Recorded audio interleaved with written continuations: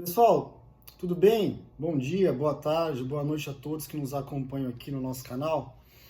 Separei um assunto tributário aqui voltado para operações de reestruturação e planejamento fiscal, em razão de um julgado recente que saiu do CARF, tá? De uma sessão aí de 28 de janeiro de 2025, mas publicado agora em março, que tem a ver com aquelas operações de reestruturação, desmembramento da atividade, segregação de faturamento, que é uma questão não nova, né, porque a gente sabe que a Receita Federal, né, a fiscalização já olha para esse tipo de planejamento há bastante tempo, aí coisa de 20 anos. Eles analisam do ponto de vista do propósito negocial, substância econômica, materialidade, né, e em muitos casos desconsideram os planejamentos fiscais que são feitos sem que se comprove isso, né, sem que se comprove a materialidade. Mas esse caso aqui é interessante, primeiro porque é um caso bem recente, e porque nesse caso aqui o CARF aceitou o planejamento feito pelo contribuinte, né, eu estou até com o acórdão aqui na minha frente, ó, onde ele fala o seguinte: planejamento tributário e identificação de propósito negocial, ou seja, eles entenderam que a reestruturação que foi feita não tinha um único objetivo de economia tributária, e o contribuinte, pelo que conseguiu comprovar isso. Tá? E o CARF decidiu o seguinte: a abertura de pessoa jurídica com autonomia financeira e operacional para realizar processo produtivo complementar não configura planejamento tributário abusivo. Então veja, daqui da própria emenda já dá para a gente entender o seguinte: o contribuinte conseguiu comprovar que não havia confusão patrimonial, ou seja, que havia autonomia financeira, né? Aí dentro desse desmembramento, as estruturas elas eram autônomas do ponto de vista de se manter, né?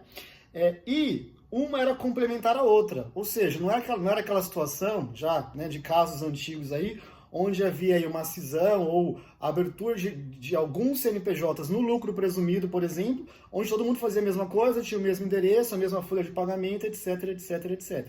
Então, assim, veja, por que é interessante chamar atenção para um caso que o assunto não é novo, mas de um julgado super recente? É porque esse tema é atual, né? Eu faço reunião com os clientes aí, e vira e mexe surge esse assunto: olha, eu queria entender se cabe um planejamento fiscal na minha operação, lucro presumido do ponto de vista financeiro, tributário, ele é mais viável, se eu for para o lucro real vou perder competitividade. Então, cabe dentro da legalidade? E a resposta é sim, cabe. O que precisa fazer é analisar e fazer aí uma junção de economia tributária com materialidade e propósito negocial dentro da operação e dentro do que dá para fazer, né? E para isso, a gente costuma dizer no escritório, o cliente, o contribuinte, ele precisa investir no planejamento, ou seja, ele precisa de fato fazer algo que seja verdade, aos olhos dele e aos olhos da fiscalização, caso haja uma fiscalização.